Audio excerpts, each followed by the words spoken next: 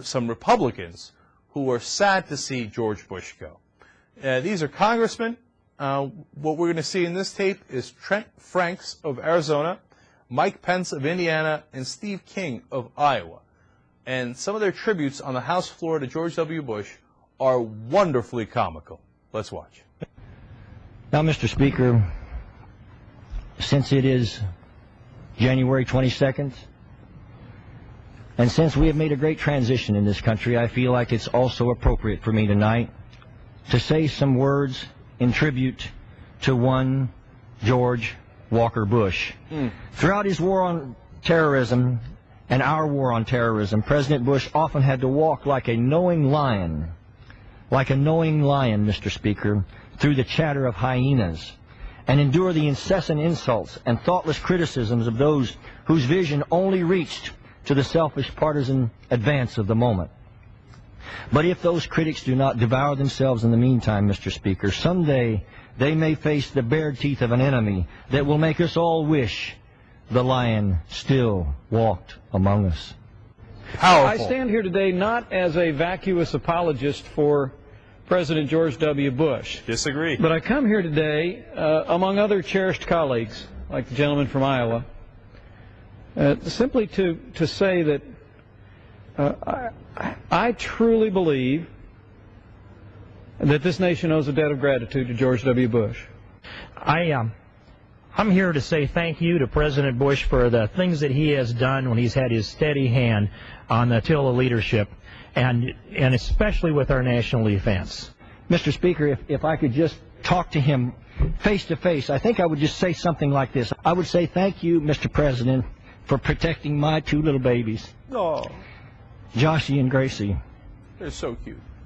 Thank you that they will live in a brighter, more hopeful future because you Full of torture. were once president of the United States.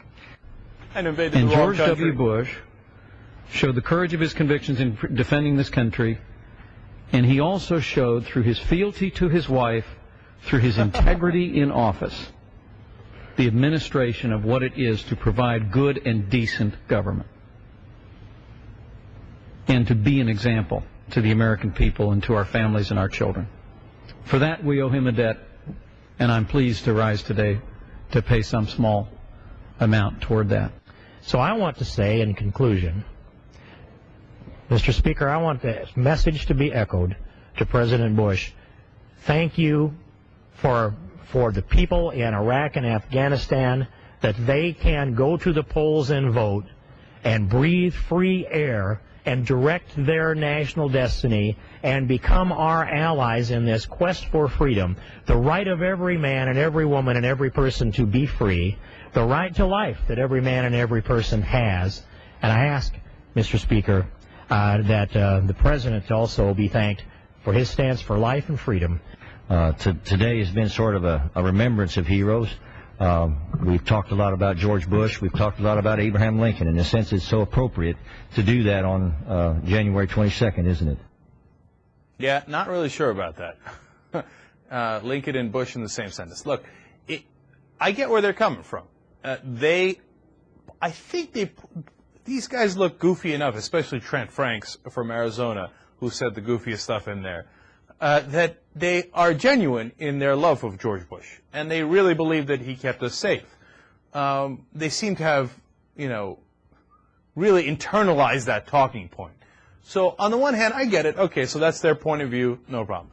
On the other hand, the over-the-top nature of these debts of gratitude are sickening in a lot of ways. One, I got particularly bothered when, one of the congressmen there, Steve King from Iowa, thanked President Bush, in place of the Iraqi and Afghani people. Like, oh, they owe you such a debt of gratitude. It doesn't appear that they're thanking you. It appears they're throwing shoes at you. But let me thank you in their place for having bombed them to oblivion. They seem to have really appreciated that.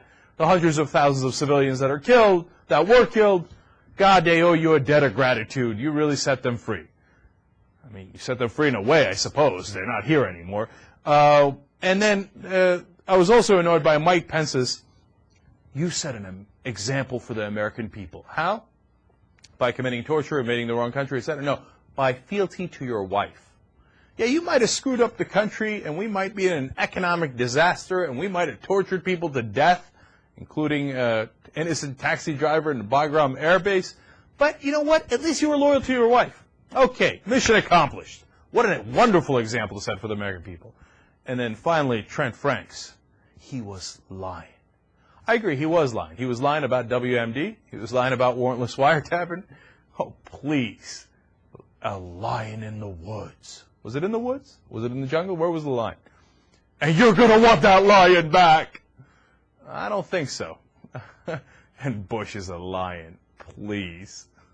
All right, but I am amused at the fervor with which they love George W. Bush. God bless their misplaced hearts.